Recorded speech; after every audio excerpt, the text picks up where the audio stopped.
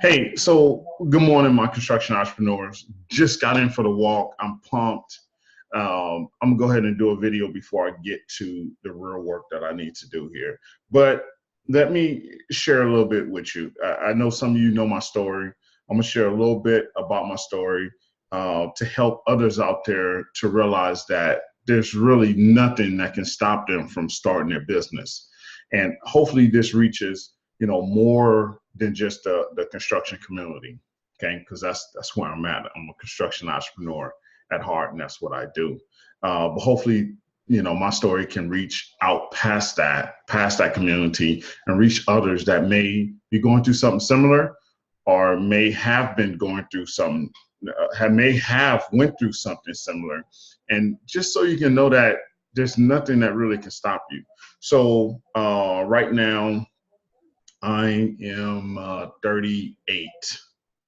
All right. I grew up, I was born and partially grew up in New Orleans, Louisiana. Okay. We moved from New Orleans to California, literally to get away from my dad. My dad was very abusive. So we went from New Orleans to California. We literally snuck out of New Orleans to get to California because my dad was looking for us. He was very abusive to my mom. I'm the oldest of three. Okay, I have a younger brother that's a year. My birthday is this is how close we are. My brother's birthday is November 15th. Excuse me. My sister's birthday is November 7th. My mom's birthday is November 6th. My birthday is November 12th. All of us. My mom's dad's birthday is also November 6th. And then my nephew's birthday is, I want to say November as well. I don't know, it's a cluster of us. But anyway, before the nephews and everything else, our family, my mom, my brother, my sister, and I, all our birthdays are in November. Okay. Back in the day, it was one party. Okay. Anyway, so we snuck out of New Orleans. We hid at my aunt's ex-husband's house for a few days before we flew out to California. But when we flew out to California, it was all new. We had the Southern hospitality, a lot of respect. Everything we said was ma'am, sir. It was just basically that went out the window when I started absorbing my surroundings, my environment. We went directly in Los Angeles to South Central Los Angeles. We lived in the hood. I forget the first neighborhood we stayed in, but it was right next to some projects. But we were poor in dirt. We ate oatmeal in the morning, top ramen at night, and sugar bread during the day. It was either sugar bread or tortillas with peanut butter and jelly. But definitely oatmeal in the morning and top ramen at night. Sometimes top ramen had hot dogs. Sometimes it didn't have anything. But those things were pretty cheap that we can get. So that's what we ate. We lived in a very junky house. We moved with my mom's dad, my grandfather, Pops. He lived out here. So we moved there with him, the person he was with. And that person that he was with was taking care of all her grandkids. So those grandkids became our cousins. And that's who we grew up with in California. Now I got my blood cousins that I grew up with in New Orleans. During that time, we used to go back and forth to New Orleans twice a year, Mardi Gras and Christmas. So it was like right back to each other. And then sometimes we went out there during the summer, things like that. When we first came out here, I didn't know anything about gang banging. In New Orleans, the dope game is very heavy, drugs and things like that. A lot of murders. Sometimes New Orleans has the capital murder rate, so it was pretty terrible. But I didn't see a lot of that stuff when I was young. I was really too young to really notice a lot of that stuff. So a lot of that stuff wasn't obvious for me, right? So now we're in California, learn these new ways. I remember when my brother and I was walking down the street, and someone hit us up. It was like, "Hey, where you from?" And I told the guy literally from my mother's womb. And yeah, that dude laughed at us and was like, well, dude, this is such and such. I don't care about your mama's womb. Anyway, so that was the first time we actually had the game interaction, right? Young, didn't know. Anyway, so I started adapting to that game lifestyle. I was a big guy, had wide shoulders, still do. I looked offhand very intimidating. At that time, I started, having, I think I had an afro fade, not an afro, a flat top fade, right? Looked very intimidating. During that time, I didn't pay attention to school at all. My mom had hard times controlling me. Um, Eventually, I started running the streets. She kicked me out the house. I used to sneak into the house, sleep in the closet, used to sleep in the car in the yard, used to sleep over a friend's house, used to sleep at the dope house. Once I started like hanging around these gang affiliate individuals, gang members, eventually I started gang banging. Then I really just went wild. And then I'm trying to speed rolling through it a little bit, giving you a little bit more details, giving you a little details here and there. At 14, it's when I first went to jail. I went to jail for, I want to say 3 months. I was in Central Juvenile Hall for 3 months. I went to Los Padrinos. I went to all the juvenile halls here in California. Maybe that's, I don't know if that's all of them. Went to Los Padrinos, Central, and then there was Los Padres or something like that. I don't know. Los Padrinos, Central, and then I think there's one in Sylmar. It was called Sylmar. Yeah, went to Sylmar Juvenile Hall. Went to all 3 of the juvenile halls. Really, it was a scary time for me. I thought I was hard, and I really wasn't. But people were still intimidated by me because of my shoulders. So I cried for 3 weeks. 3 weeks I cried. That's like half the time there. Every night, every day, I cried. I was like devastated, right? And then got out, right? I did my time. I got out. Judge released me. And a year later, 15, I got arrested again, almost to the date. Then I went in from 15 to 21. I stayed in there from 15 to 21. I think it was like 5 years, 8 months or something like that. So I went in at 15 again. This time I went back in juvenile hall. I knew the ropes, wasn't crying anymore, was hard now, right? Fighting a whole lot. During that time when I went to jail, I didn't even know how to spell my middle name, which is Anthony. All I had was gang banging, a mentality, gang banger mentality, just all the way. Being in there, already had tattoos, got more tattoos when I was in there. All gang banging tattoos, across my chest, across my stomach, my arm, my leg, things like that. Being in there, I got sentenced to 18 months in camp, right? So I was in juvenile hall for a while till I got sentenced. Got sentenced to camp, went to Rocky, and I just fought. I remember Rocky, I fought there, went to the hole, spent 14 days in the hole. That's the only lockup that I know, even out of penitentiary lockups, they give you an hour out. Rocky, they didn't give you anything. You stayed in there all day long. Only person came to visit you was the priest, and I don't remember if the priest bought books for you to read, or if someone came by and shared books with you. I think it was the priest. I think the priest also bought books, different books, not just books on religion. It was different books, drama. I didn't know how to read during that time, so I did know how to read. I just didn't really know how to comprehend. I didn't know how to spell, so I had a hard time pronouncing words. Plus, since my accent as well. It was very hard for me. So what I did during that time is I used to read, and I used to choose one word from each page.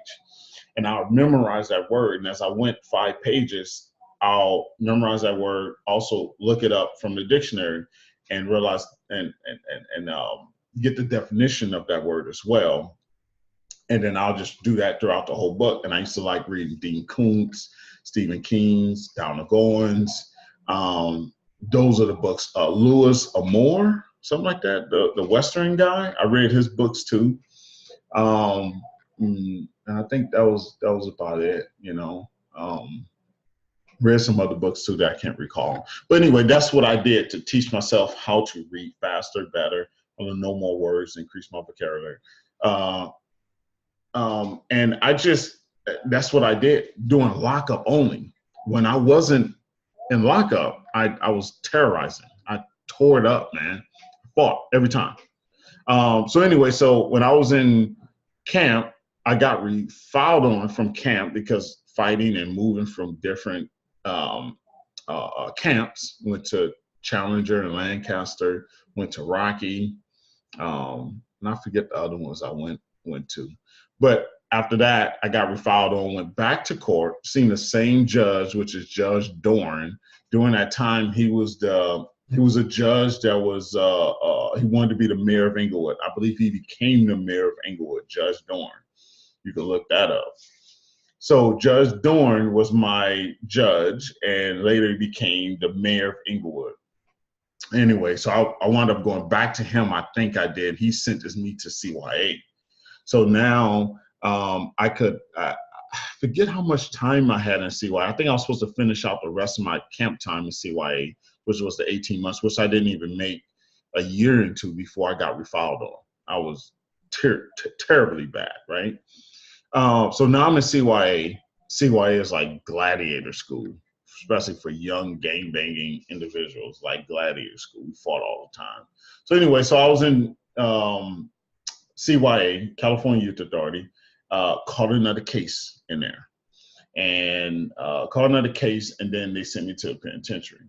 And then from there, luckily they ran my time concurrent, because if they didn't, I would have got my time extended, and that would have been very terrible about me. Maybe you wouldn't even see me here on this video right now. But anyway, I caught another case in there, and went to the penitentiary. And then from penitentiary, I still gang-banged up until my last day out. So I still fought and did different things. But during that time, when I was in CYA, this is funny. I actually started a business in there. I started braiding hair. So this guy, when I was in lockup, I forget his name. I think they called him Tone, something like that. He taught me how to braid hair. I had long hair. I was growing out my hair. It was somewhat long. It was growing out. But he taught me how to braid my hair through a vent. So he was in a cell next door. I say a cell like it's bars on the doors. There's no bars on this regular door. Okay, don't believe that movie stuff. We're in a room. But there's a vent that we share through in our room, right? And I could kind of see him through that vent, because he's like right on the other side of the wall. So I used to look at how he braided his hair. He had very long hair. Look at how he braided his hair. And that's how I learned how to braid my hair. And he used to teach me to twist, grab hair, twist, grab hair. So I learned how to braid my own hair. And then I started teaching myself how to braid my own hair in different styles. I did overhand and underhand. So I used to do that all the time, and I just like really got it down, perfected. And then when I went out to the yard, when I wasn't fighting, I was braiding hair, making money. Matter of fact, I had this thing locked up so much, I changed the whole pricing of braiding hair. Now, what's funny is that braiding hair in CYA in the penitentiary is a lot different from braiding hair like I would do now here at my house. Because, and this is just a little side note. So because in CYA, I braided hair on the bleachers, right? We had bleachers outside, right? I either braided hair on the bleachers, or I braided hair while someone sat down in a chair and I stood above them, right? Or it was like a lower chair and I stood above them. On the bleachers, someone sat on this bleacher and I stood up on the bleacher up above, and that's how I braid hair. So now what's funny is that now years later, a decade later, years later, here it is now. I'm braiding my wife hair, which she has to literally beg me to do. My daughter's hair, my little son hair, one of the twins. I literally have to, they have to sit down in front of the couch, and you literally have to stand up above them to braid their hair because of how I braided hair when I was in CYA in the penitentiary. They can't just sit between my legs and me braid their hair. I never learned how to braid hair in that type of style. I was always highly above the person. So that's funny that now I gotta stand up on something to braid the hair. So I braided hair. I remember straight back and down to the side was $1. A design was $2. I changed it to where straight back and down to the side was $2 and design was $3 to $5, because I'll do half and I'll make this side look like that side, right? And a lot of people got that when they were getting ready to leave, or if they had a lot of money on their books, and they always got a design, and I'll freestyle a design in your head. And that's what I do. And I literally took over the whole yard and always had food. My mom couldn't send me anything. She couldn't send me boxes. She was barely making it, single mom, taking care of the two that I was not being big brother to, right? So she did that. So she really couldn't send me anything. So in jail, that's what I did. I braided hair. It's crazy. One day I'll show my my ID photo on what I looked like back then. So I'm in jail, doing all that, learning how to read better, learning words, understanding things, reading more books, also fighting and gang banging. Well, I finally got out. When I got out of jail, um, um, I kind of went back to doing the same thing, and was working too as well. Now, when I first started working, it was very hard to get a job, and I made it even harder to get a job because I said no for them before they can tell me no. And what I mean by that is that I went through so many interviews that I recognized I memorized my driver's license number by heart. I know it by heart because I went through so many interviews.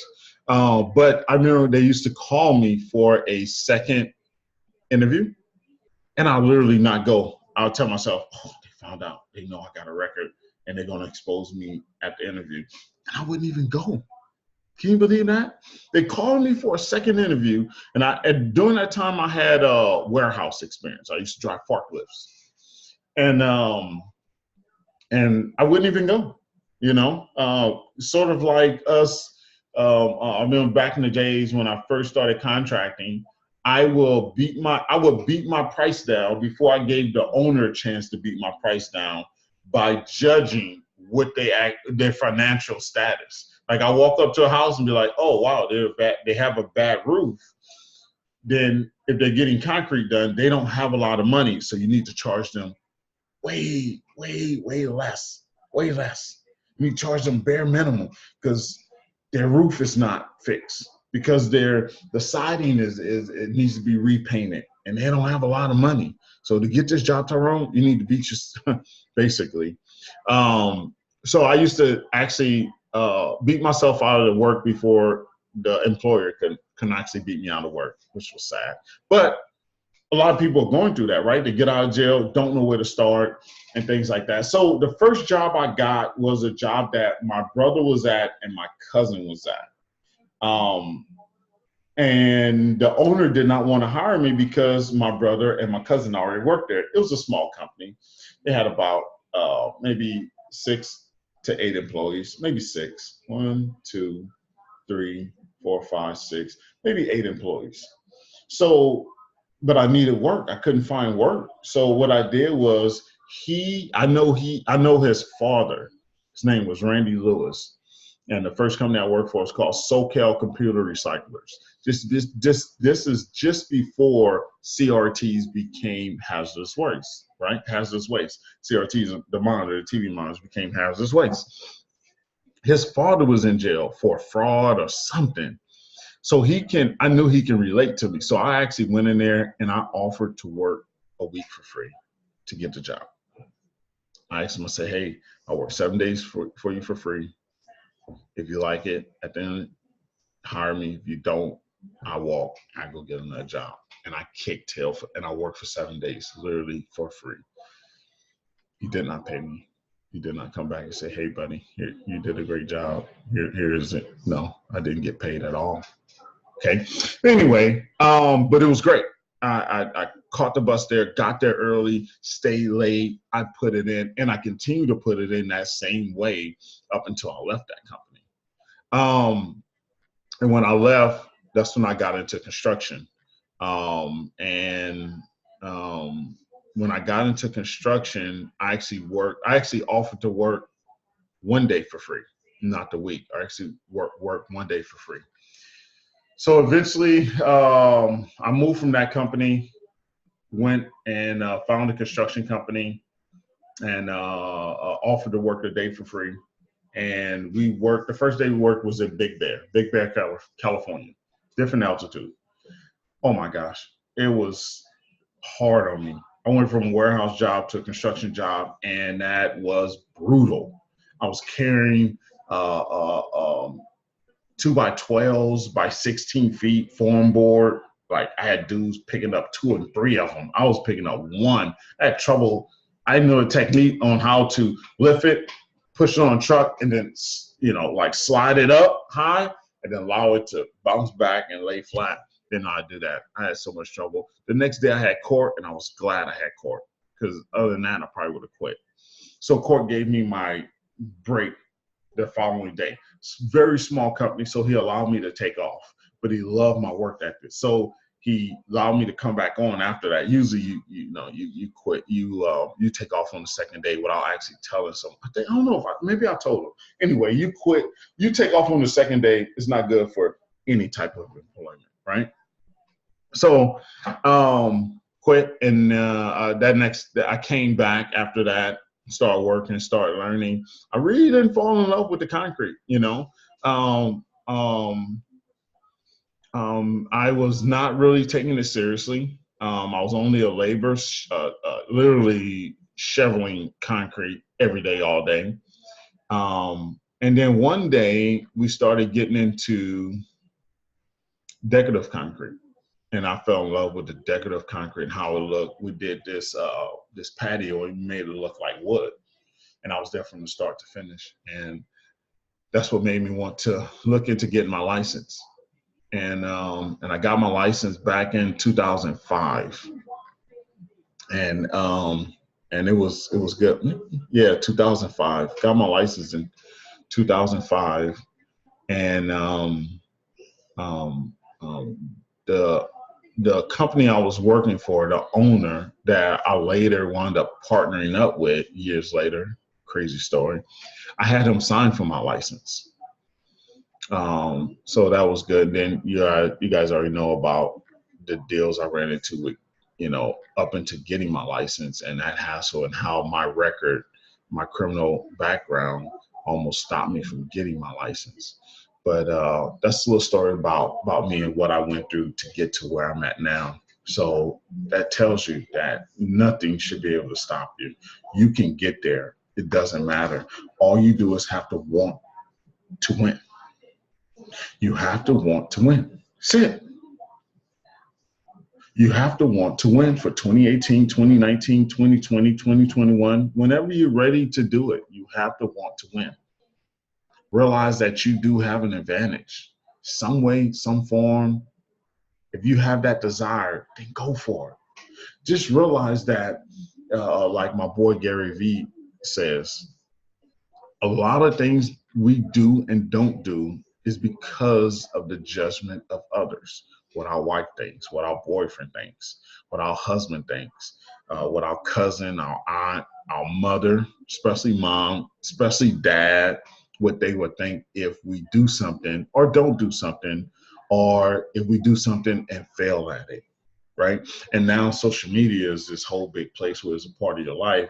If you fail, not only do you fail to your family member and friends, you fail to your social media friends too as well, because you've been putting that out there as well. I'll just say this. If you want to get your license, remember, you can get your license and you don't have to do anything with it right away, right? You don't have to, just because you get your license, that don't mean you have to go out and start a business the next day. You can start your business in 2 years. You can start your business in 1 year. I always say, if you're young and you have time and you have not gained the necessary experience that you need, I say go work for a company. That's what I did. Now, I didn't plan it that way, but that's how it worked out. To where I worked for a company, I moved up in that company, and I learned different parts of the business from that company. I allowed myself to get into these different positions. Why? Because I knew I wanted to own my own company, right? I knew I wanted to own my own company, but I didn't know that these things I was learning was actually going to benefit me in my own company. I already thought I knew everything, right? You're probably the same, or maybe not. I thought I already knew everything. So what I was learning during that time was such a plus when I went out and did my own business. Now, doing that transition is tough, but you'll always know when you're ready to transition when you have more work on your side jobs than you do on your current job, on your 9 to 5. Okay, when you have no choice but to jump over because you're making enough money, you landed 2 or 3 jobs that's going to pay for you to be able to make that switch. But now you always have to realize that you cannot do it by yourself. You only yourself can only work so much with these hands. So you have to get a small team together, not right off, but soon enough, you need to get a small team together, someone that you can count on that can help you build this thing up, because you cannot do it all by yourself if you're to build a viable company. Remember that you cannot, it's just not possible. Anyone that's out there that works by themselves, that says that they have a whatever type $1,000 million company, is very few out there that's doing a million, 500,000 by themselves, and that's there in a very, very unique market, very, very unique customer base, and that type of thing. For you to be solo and doing those type of numbers, it's very tough. And that's, like I said, is a very unique situation. You need a right-hand man, you need an office manager, and then you gotta learn your numbers. You can't just hire someone because you want to hire someone. You have to do your numbers to see, how much would it be if I hire this person, and how many more jobs do I need to attain to be able to cover this person's salary? Okay, and that's what happens with a lot of people. They just bring on people to their business because they think that they're ready to bring them on.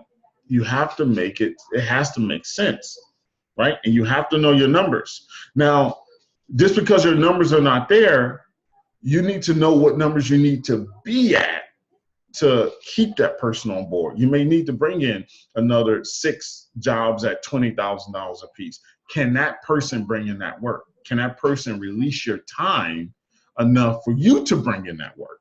So you have to look at those things, and you have to know your numbers. You have to know how to do the formulas. You have to know how to do the math. You have to know your numbers so you can go with growth. So as I went into this, I just started taking what I learned at the construction company and applying it to my my new side hustle, which later became my business. Now, it took me a long time to transition from 9 to 5 to my actual business. And the reason why is because I had so much freedom under my 9 to 5. I had so much freedom that it was like I was able to do both. I had a truck, I had gas. I was able to do both. I was doing so well on my 9 to 5 that I was able to go down and do things on my my side hustle. And then when I finally got laid off, that same company I became partnership with later on, the owner, I got laid off from that company, and it forced me to go out. Actually, I got laid off and I started doing my side business as real work. But then I came back on to work for that company as an equipment operator. I did I operated the skidster, the backhoe, only on the paving side. So I'll go back and work at night for them, and during the day I'll do my my hustle. And that's how that worked out for me. So that was my transition. And then I just went out and went full-fledged. And then as I learned more and more and more and more, I was able to apply myself. And then the county took a tank, got out of it, then went back into it, things like that. And I shared that part of my story is there on my channel. So search for that video as well. But don't let this thing stop you. Don't let the judgment of others, your family members, friends, stop you from getting your license. Go for it. Get it. It's great to have. It's not, and it's a lot easier than we think. And you need to get into it now because it's starting to get a lot complicated, a lot more complicated now. Tests are getting harder. It's getting a little more tougher to pass, especially the trade exam. It's getting a little tough to pass the trade exam. So you got to realize that too, okay? And you want to, eventually get in there and get your license so you have it. And from there you can build up, okay? So remember, stop listening to that outside noise. It's not worth it. It's not worth it.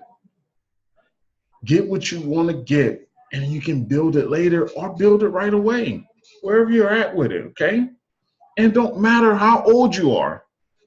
It doesn't matter, okay? You can get your license at 50 and still build a business. It's doable, promise you. And we can help you. We can help you. Go get your license. Get it. Stop wasting time. If you have put it on pause, press play again and go get it and just be done with it. And then wait another year to jump into it. Wait for the right opportunity. Develop the right opportunity, create the right opportunity, but go get your license and the rest will fall into place. I'm gonna let you go with that. Hopefully that story helps someone else out there. If you have any questions, don't forget to leave a comment, subscribe to my channel. Leave a comment if this benefits you. Leave a comment. Let me know. That's my fuel, okay? I'm here to help. You got questions, let me know. Either most likely all the questions that gets left on YouTube, Facebook, I answer. I'm a little bit delayed on my Facebook questions. Trying to make it to where it's a little bit easier for me to get to those questions and answer them right away. But on YouTube, a lot more user-friendly. It's an app. I just pull it up and I can respond to you. Other than that, subscribe, like, and I'll see you on the next one. Remember, hustle hard, then hustle harder. See you on the next one, my construction entrepreneurs.